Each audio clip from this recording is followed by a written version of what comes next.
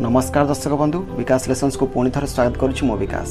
दर्शक बंधु किछिटा व्यक्तिगत कारण हेतु भिडियोटी बहु विलंबर अपलोड होईछि, किंतु आगामी दिन में लगातार भिडियो आसबार प्रतिश्रुति सह आपणकर स्नेह श्रद्धा और शुभेच्छा आशा करी।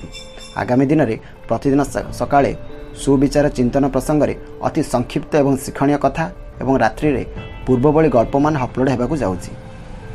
तेणु आम चैनल को बेसी रु बेसी मात्रा रे लाइक शेयर सब्सक्राइब करने को अनुरोध।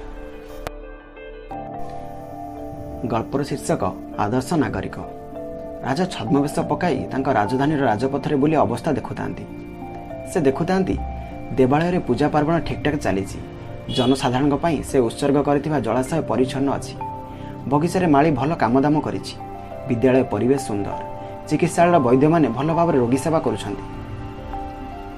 गोटाए गछमूल 4 जण स्थानीय लोक बसी गपसप हेउतिले।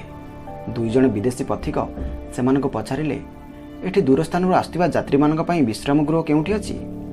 गपसप हेउतिबा जणे लोक कहले ना सेमिति तो एथि किछि व्यवस्था नाही। जणे पथिक तांको सहयात्री को कहले बड़ आश्चर्य कथा तो ए नगरी खूब उन्नत बोली आमे शुणुथलु नहे। राजा कुआडे अत्यंत महत, लोक माने कुआडे अत्यंत उदार एवं भद्र, अथच यात्री बा पथिक मानक पई विश्राम गृहटिए नाही। गपसप हेउतिबा लोकंक भितरु जणे ठिया होई पड़ी कहले बंधु राजा अत्यंत महत एवं नागरिक माने अत्यंत उदार एवं भद्र। सेति जोगु ही दूर आसुवा लोकंक पई स्वतंत्र विश्राम गृहर दरकार पड़ी नाही। आम समस्तଙ୍କ घर आपणक भली अतिथि अभ्यागतଙ୍କ पई उन्मुक्त। दयाकरी दिन कुटीरे पदार्पण करंतु। आपनको चर्चा करी मु अत्यंत आनंदित हेबी। आसंतु मस।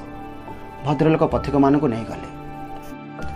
राजा सही दिन ही नगरी रे 2टी बड़ बड़ अतिथि निवास निर्माण करने को मंत्री को निर्देश देले एवं से भद्रलोकटी को दरबार को डकाई अभिवादन जणाइले एवं कहले नगरीर सम्मान रक्षा दिगरे आपणक काम एवं कथा एक दृष्टांत मु मध्ये आपणक ठारू शिखिली।